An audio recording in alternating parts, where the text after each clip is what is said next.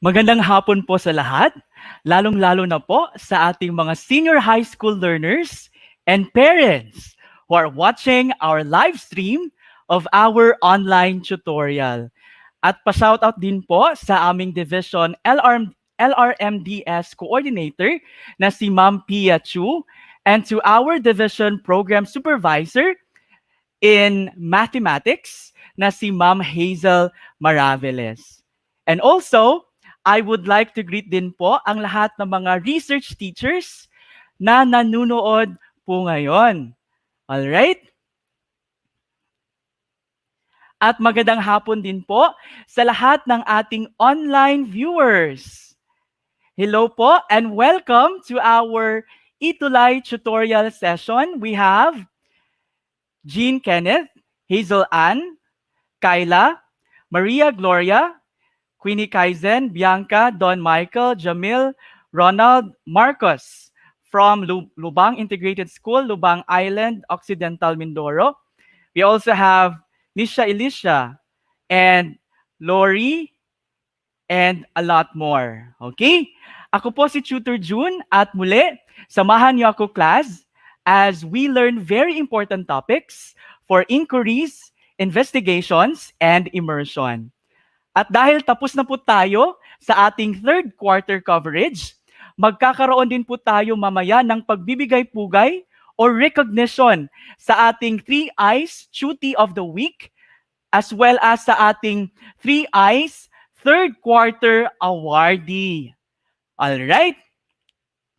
Muli, isang mainit na pagbati po sa ating mga senior high school cuties dahil nalampasan po natin ang mga learning tasks sa third quarter sa 3 Eyes. At ang session natin ngayon, class, will lead us to understand our first topic in quarter 4, which deals on data collection procedures. Specifically, at the end of this tutorial session, you are expected to construct a research instrument and establishes its validity and reliability. And I would like to take this opportunity to thank Sir Von Christopher G. Chua, a PhD candidate in science education, major in mathematics at the De La Salle University, for allowing us to use some of the contents of his presentation.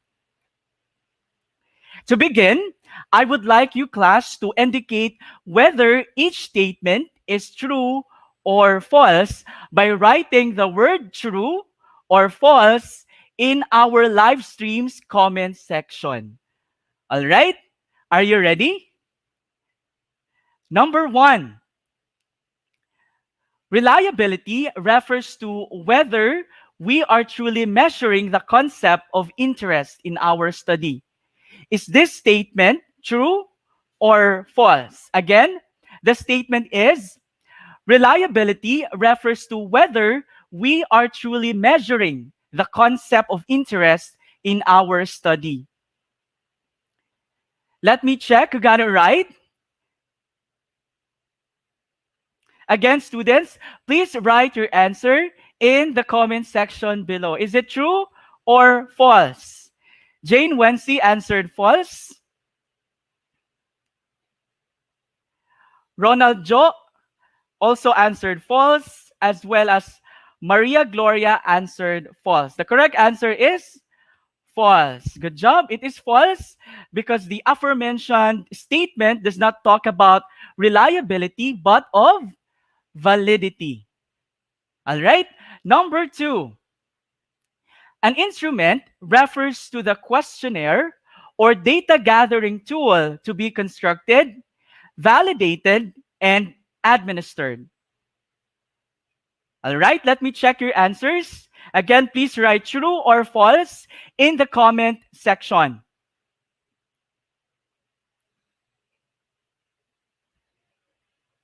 Again, number 2, an instrument refers to the questionnaire or data gathering tool to be constructed, validated, and administered. We have Maria Gloria answered true, Amor Morondos, true, as well as Cedric James answered true. And you are correct. The answer is true. All right, let us proceed to statement number 3. An instrument cannot be valid if it is not reliable. Is it true or false? Again, an instrument cannot be valid if it is not reliable. Okay, please write your answers in our comment section. Is it true or false? Don Michael answered true. Ronald Joe, true. Jamil and Kristlyn answered true. The correct answer is true. Very good. Next, let us answer statement number 4.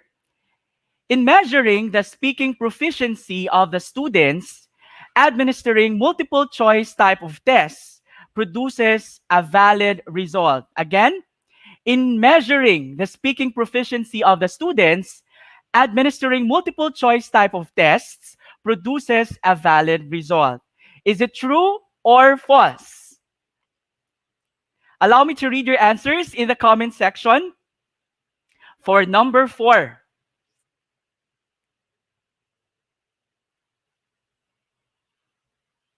we have Jane Wency answered false. Okay, and that is correct. The answer is false. It is false because when you administer a multiple choice type of test to measure the speaking proficiency of the students, then you are not measuring the actual construct that you plan to measure, which is on speaking proficiency. Hence, the instrument will not produces a valid result. All right? And finally, number 5, when you are performing retest reliability, you will be giving the same instrument twice to the same group of people. Is this statement true or false? Again, when you are performing retest reliability, you will be giving the same instrument twice to the same group of people. Is this statement true or false? Let me check who got it right. We have Jean Kenneth, Christine, Maria Gloria, Jane Wency, Julianne, Krishali, Lori, and okay, all students answered true. And of course, the correct answer is true. Good job. So congratulations, class, for those who have answered it all correctly. Pero sa mga hindi po nakapagsagot ng tama sa lahat ng items, it means that you still have a lot more to learn about this topic. Pero wag po kayong mag-alala. We are going to discuss this in detail as we will further elaborate these terms in our tutorial session today. Let us start our discussion by defining the term instrument or research instrument. An instrument class refers to the questionnaire or data gathering tool to be constructed, validated, and administered. And class, meron po tayong 3 options. Okay? 3 options for obtaining an instrument to be used in our study. First option is you can develop one yourself. Hence, the instrument will be researcher-made. Okay? The second option is you locate one instrument and then modify the instrument.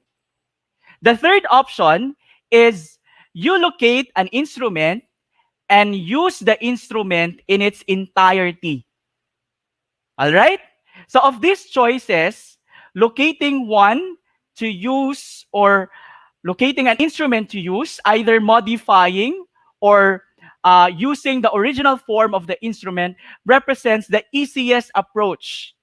Since it is more difficult, class, to develop an instrument than to locate or modify an instrument in the study. Because if an instrument class is researcher-made, meaning kayo po ang gumawa ng instrument, dapat muna natin siya ma-check in terms of its validity and reliability before natin siya gamitin o i-administer sa ating mga respondents. At may iba't ibang types po tayo ng validity and reliability test which we are going to discuss later. Pero if adopted ang instrument, the student should indicate its description as to its items, scoring, and qualification. At kailangan din natin mag-secure ng permission sa original author na we are going to adopt his or her instrument in the study. This is one of the research ethics in data collection na kailangan alam at pinapractice po natin. At lalong-lalo na po kung magmo-modify po tayo o meron tayong binago sa instrument to fit the requirements in our study, kailangan din po na we need to obtain permission to modify the instrument. And typically, authors of the original instrument will ask for a copy of your modified version and the results of your study in exchange for your use of their instrument. Now, whether the instrument is researcher-made or adopted, the researcher must explain its parts and how the instrument will be validated or was validated. And take note, class, that the actual instrument to be used should be appended in your research paper, except for standardized instruments. All right? And one of the commonly used instrument class in educational research is a survey questionnaire. A survey questionnaire is an instrument in research that lists questions about a topic with spaces for your responses. And we have 5 types of questions na pwede po natin ilagay sa ating survey questionnaire. First is the yes or no question. For example, do you consider research to be important? Yes or no? Second is the recognition type. For example, which of the following do you consider in buying a phone? Is it the brand name, the price, the specs, and others? Please specify. Third is the completion type of question. For example, when I hear my phone ring, I blank. In here, you let your respondent complete the given statement. The fourth one is coding. For example, I use my phone during class. 4, always. 3, for often. 2, seldom. And 1, never. Dito po, gumagamit po tayo ng mga codes or scales. In our example, we use a 4-point Likert scale.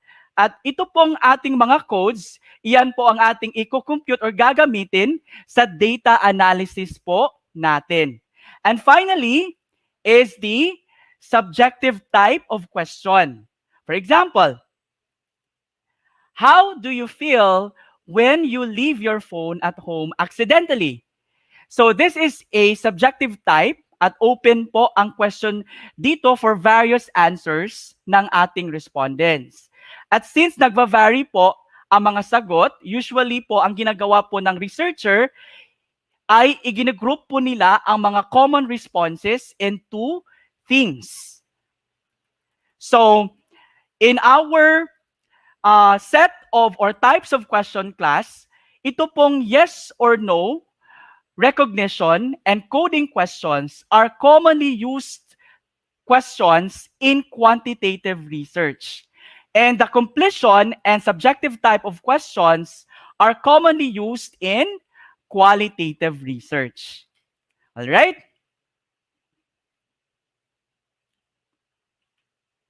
Let us proceed, class, to the instrument design.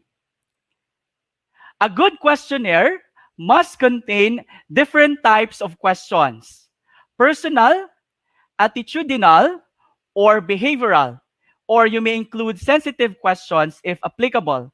For example, for personal questions, we may include the name of the respondent, but optional po ito.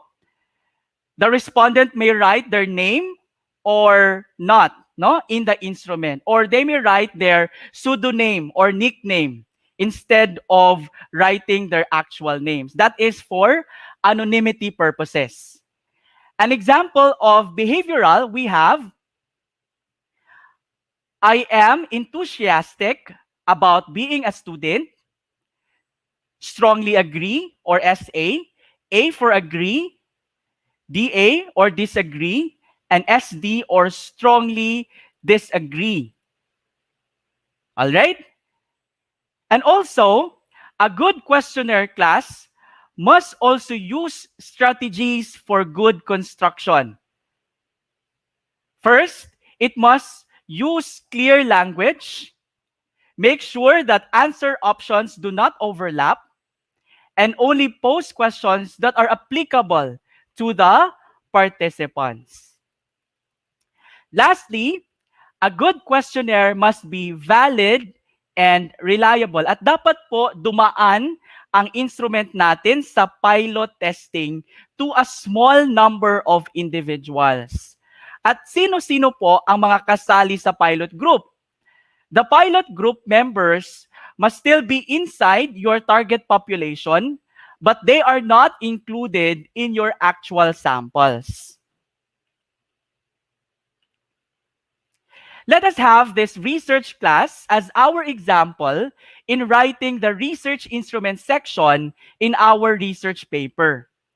The research is entitled Senior High School Students' Social Media Use and Their Attention Span in Class. Now, since in writing the instrument or the research instrument section of your research paper, class, we need to go back with our research questions. All right, so let us look into the research questions of this given study. We have, specifically, this study shall seek answers to the following questions. Number 1, what is the level of social media usage of grade 12 students of Ormoc City Senior High School in terms of A, forms of social media, B, frequency of social media use, and letter C, mode of social media use. Number 2, what is the attention span in class of grade 12 students of OCSHS? Take note, class, that the variables in the study as reflected in our research questions are social media usage and attention span. Hence, we need to create or look for research instruments that will measure these variables. One instrument to measure social media usage, and another instrument to measure students' attention span.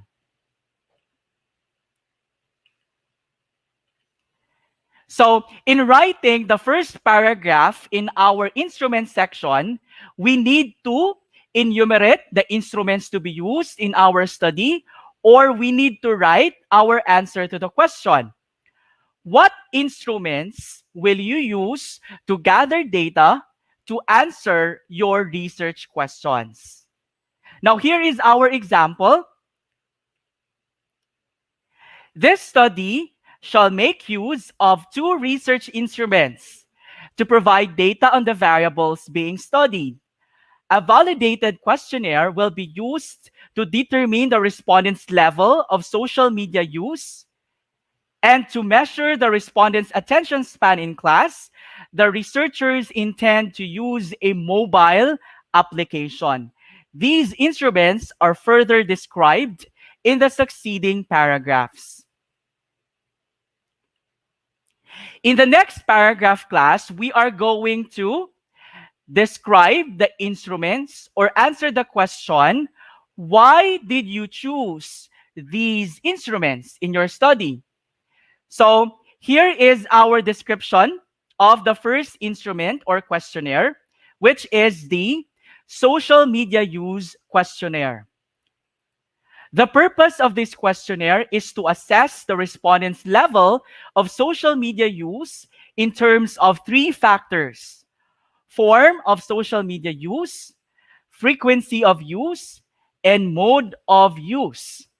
And take note, class, if the instrument is adopted or modified, you need to state the original author of the instrument and the year of publication.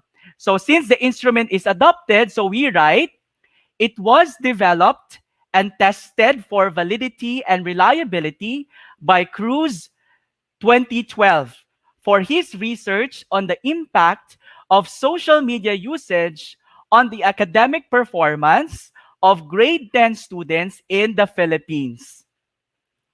However, if the instrument is researcher made, so in here we need to include the reliability coefficient and how the instrument was validated.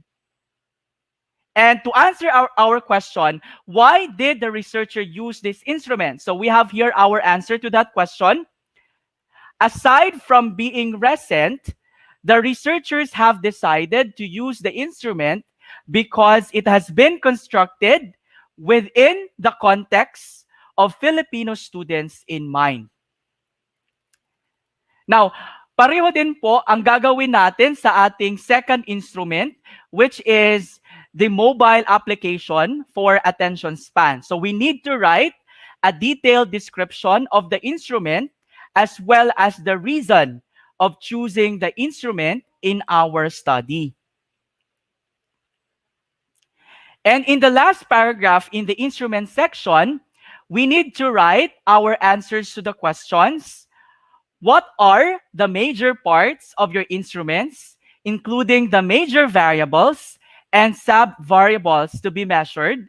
And what rating scale will you use? Now, allow me to read our sample paragraph. A cover letter addressed to the researchers is attached to the questionnaire, explaining the research, its rationale and purpose, and the general instructions on how to fill out the form. The questionnaire is composed of 4 parts. Part 1 seeks to gather data regarding the demographic profile of the respondents, which includes their sex, age, and senior high school strand. Part 2 of the questionnaire lists down all available forms of social media and instructs the respondent to check those which they use, as many as applies. Part 3 seeks to determine how frequent the respondents use social media by asking them to rate their level of frequency to 10 statements. Possible responses are limited to a 5-point Likert scale. So this is the rating scale used in our study, a 5-point Likert scale. 5 for always, 4 for often, 3 sometimes, 2 seldom, and 1 never. And earlier class, we kept on mentioning that if our instrument is researcher-made, we need to check or test first if our instrument is valid and reliable. But how do we do validity and reliability tests? So we will discuss it in here, but take note, class, that the term reliability refers to the consistency of the results, and validity is the ability of an instrument to measure what it intends to measure. Please know, class, that a measure can be reliable but not valid if the instrument is measuring something very consistently but is consistently measuring the wrong construct. Likewise, A measure can be valid but not reliable if it is measuring the right construct but not doing the but not doing it in a consistent manner. Hence, reliability and validity are both needed class to assure adequate measurement of the construct of interest in our study. And the most commonly used validity test is the content validity. Content validity is the extent to which the content or topic of the test is truly representative of the content of the course. In here, you need to have at least three content experts to validate your research instrument. If there are things to be revised based from the comments or suggestions, then you need to revise your instrument prior to the actual administration. And one type of validity under content validity, or that will fall under content validity, is the phase validity, which focuses on the physical aspect of the instrument, like, for example, the format and the typos in the instrument. Aside from being content valid, dapat face valid din po ang ating research instrument. The next type of validity is construct validity. Construct validity is defined as the appropriateness of inferences drawn from test scores regarding an individual status on the psychological or theoretical construct of interest. For example, if a student gets a high score in a mathematics test, does this mean that the student really knows a lot about mathematics? Or does this mean that the student really does not know about mathematics very well? However, if the student knows a lot more or a lot about mathematics, but happen to do poorly on the test, then it is likely because the test or the instrument had a low construct validity. Next type of validity is the criterion validity.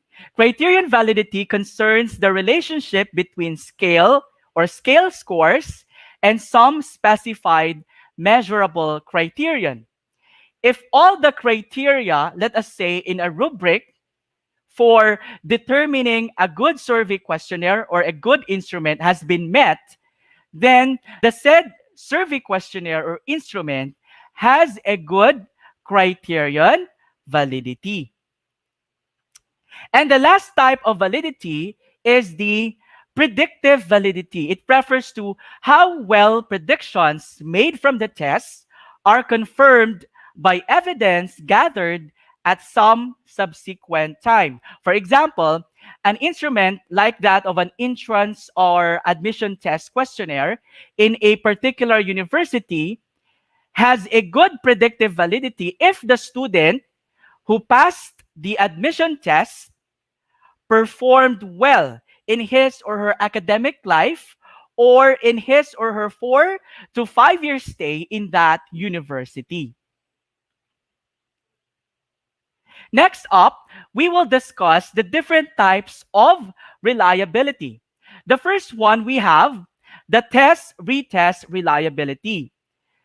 The test-retest reliability is achieved by administering an instrument twice to the same group of participants and then computing the consistency of the scores. In short, the test-retest reliability of a scale is assessed by administering it to the same people on two different occasions and calculating the correlation between the two scores obtained, then you will get the reliability coefficient of the said instrument using the test-retest reliability.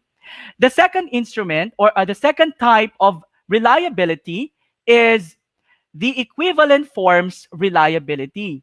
It is measured by administering two tests identical in all aspects except the actual wording of the items in the given instrument. So from the name itself, equivalent forms, magki-create tayo ng dalawang dalawang equivalent versions of the instrument, and then the same set of participants, okay, that will complete both versions of the instrument during the same time or the same time period. And thereafter, the scores on the two instruments are correlated to calculate the consistency between the two forms of the instrument. The third type is the internal consistency reliability. It is a measure of how well the items in two instruments measure the same construct. It is also referred to as the split half reliability, since if the test or instrument, when split and half and compared, produce the same results, then it is said to have internal consistency reliability. And the most commonly used statistic for this type of reliability, internal consistency reliability, is the Cronbach's coefficient alpha or the Cronbach's alpha. The last type of reliability is the inter-rater reliability, which measures the consistency of scores assigned by two or more raters on a certain set of results. So in here, meron tayong same instrument and the respondents will be rated at the same time. However, dito po, meron tayong dalawa or higit pa na mga nagre-rate sa mga respondents using the instrument. Alright, let us try one reliability test para guided po tayo kung paano po ito gagawin. And this is for our illustration purposes. We will try the simplest reliability test, which is the test-retest reliability. Remember, class, that in here, the same instrument is given twice to the same group of people. And our example, we have the following are the scores of 5 students, pilot group in 2 administrations of a math test, consisting of a 20-item multiple choice type of questions. In our first administration, represented as our variable x, we have the scores of the 5 students, 10, 13, 7, 15, and 9. In our second administration, represented as variable y, we have our scores 8, 15, 7, 10, and 10. And since the reliability class of the instrument is just the correlation between the scores on the two instruments, so in here, since scores in a math test is a ratio data, hence the statistical test to be used is the Pearson product moment correlation or the Pearson R. All right? We will use Spearman's law for ordinal data and phi coefficient for nominal data. Now, let us try to solve the reliability coefficient of the given instrument, which is the math test questionnaire, using the formula for Pearson R. So we have the variable x, which represents the score of the pilot group in the first administration of the test questionnaire, and y represents the score of the pilot group in the second administration of the test questionnaire. So we have our, okay, this is the summation of x, or the summation of the first administration, which is 54. Okay, kindly use your calculator or cell phone to confirm if these summations are correct. All right? Now we have our y. The summation of y, we have 50. And then after that, we are going to get the square of each score in the first administration. So we have 100, 169, 49, 225, 81, and 624. Then we get the square. Okay, we square the scores in our second administration, or y squared. So we have 64, 225, 49, 100, 100, and 538. And then we multiply the scores in our first and second administration. So we have 80, 195, 49, 150, 90, and 564. And we will also get the square of the summation of x. So we have 54 squared, that is 2,916. And we get also the square of the summation of y, or 50 squared, so we have 2,500. So we are just going to substitute the given summations to our formula for Pearson R. So we have our n.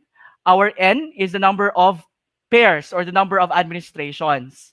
So since it's 5, so you write 5 times the summation of x, y, or the summation of x times y, that is 564, minus the summation of x is 54, times the summation of y, which is 50, all over the square root of n, which is 5, times the summation of x squared, that is 624, minus the summation of x squared, or the square of the summation of x, that is 2,916, times n, which is 5. Are you following, class? Okay. Can you use your calculator, if you have, or your cell phone, to check whether our values are correct? Summation of y squared, we have 538 minus, okay, may typo error po dito, minus, okay, minus summation of y squared, or the square of the summation of y. Okay, so that is 2,500. Hence, we will have 5 times 564, that is 2,820.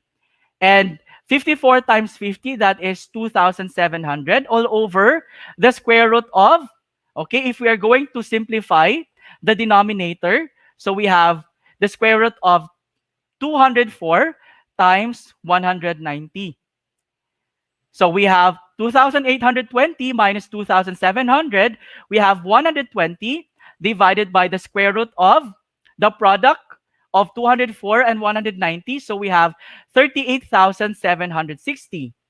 So if we use our calculator, we divide 120 divided by the square root of 38,760. So we have 0.6095220, or approximately equal to 0.61. Okay, now we will use this table. This is from the U.S. Department of Labor, Employment and Training Administration, Testing and Assessment Reliability and Validity HR Guide. Okay, so since 0.61 is our computed R, or correlation coefficient, and therefore, our conclusion is that since 0.61 falls, okay, below 0.70, so therefore, the said instrument or the test instrument is not reliable. All right, so that is how you compute for the reliability, or how you do reliability tests. All right, so now that you have gained clear understanding on our topic today, let us apply what you have learned by answering the following activity. You are going to answer the questions that follow by choosing the letter of the correct answer. And please write your answers in our live stream's comment section. All right, are you ready, class? Let's start with our question number 1. The validity of a measure refers to the A, a particular type of construct specification, B, accuracy with which it measures the construct, C, comprehensiveness with which it measures the construct, and D, consistency of the measurement. Okay? So meron pong nagpapabati. We have Jamie Bornolia watching from grade 7 grade 7 National High School ng Santa Maria, Bulacan. Okay. We also have Joel Kudiamat uh, from Flora National High School, Apayao Division, and a lot more. So let me check your answers. We have all answered letter.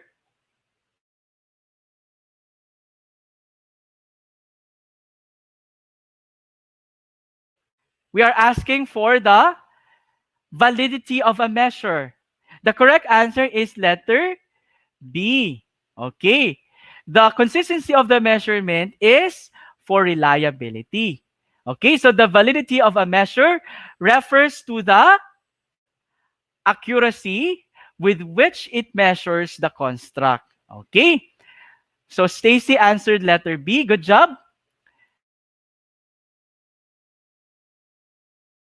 Rodriguez administers version A of an achievement in progress for IEP reporting.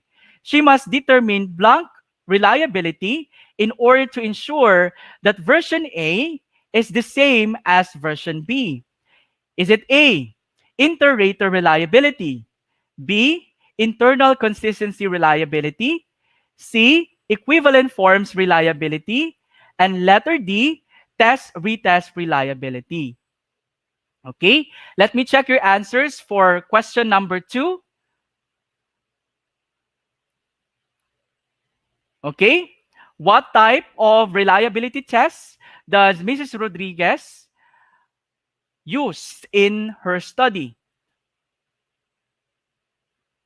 Okay, Jamie Bornolia answered letter C. Okay, Jean Kenneth also answered letter C. That is correct. The correct answer is letter C. That is equivalent forms reliability. Very good. Next, let us answer question number 3. What must be written in the research instrument section of your research paper? Is it A, the instruments used to gather data in order to answer research questions? B, major parts of the instruments used, including major variables and sub-variables to be measured? Letter C, rating scale used? Or letter D, all of the above? Okay? Allow me to read your answers in the comment section for number 3.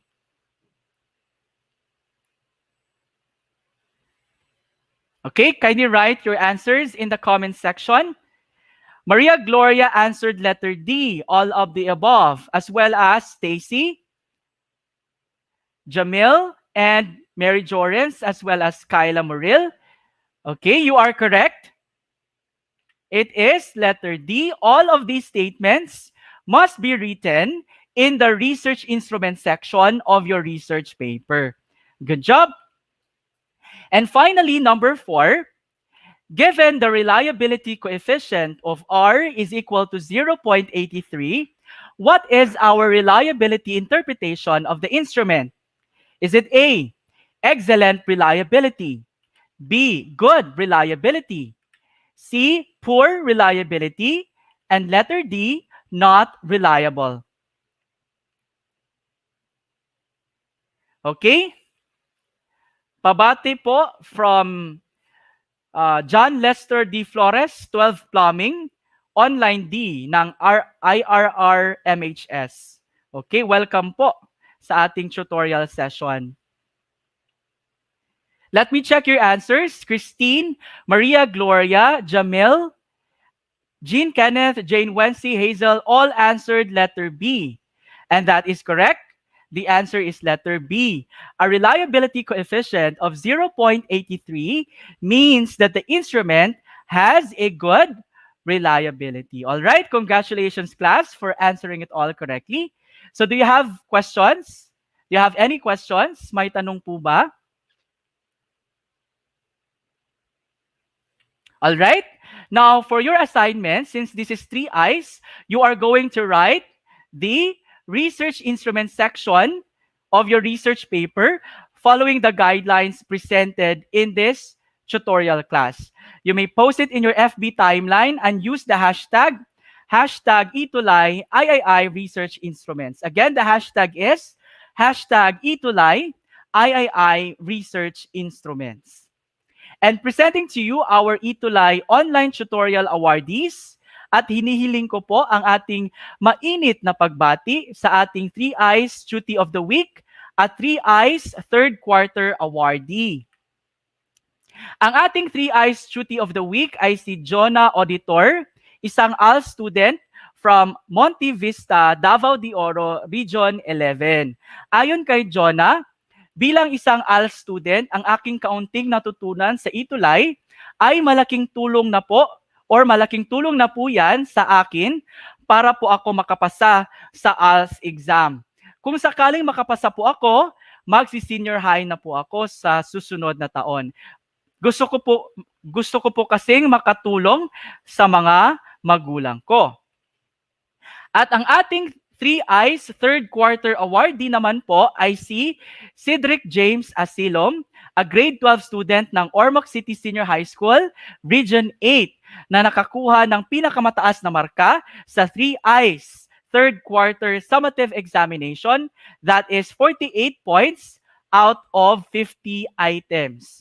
Para kay Cedric, nagsisilbing gabay ang ETULay para mas makamit pa ng mga mag-aaral na kagaya ko ang mas malawak na kaalaman tungkol sa asignaturang tinatalakay, sa wastong paggamit ng gadgets para sa pag-aaral at tamang pagsubaybay sa talakayan ng ETULay, nauukit at napupunan ng mga ideya ang isipan na siyang nakatutulong upang magkaroon ng kaaya-aya at mataas na marka sa pagsusulit. Maraming salamat, Jonah at Cedric, sa inyong palaging pagsubaybay sa ating ETULay sessions. Hangad po namin na matupad ninyo ang inyong pangarap sa buhay. At sa mga hindi po nakapanood or makapanood ng ating weekly live tutorial sessions, you may follow me sa aking Wakelet account na nakalagay sa inyong mga screens, or pwede ding iscan ang QR code na nasa inyong mga screens. Ang ating recorded videos ng ETULay tutorial sessions in inquiries, investigations, and immersion are compiled in our Wakelet account. At iyan po ang ating online tutorial sa linggong ito. See you po in our next tutorial session, same time, same day. This has been your ETULay tutor, Sir June, na nagsasabi or nagiiwan ng katagang, the research of today shall speak the innovations of tomorrow. Thank you and happy researching!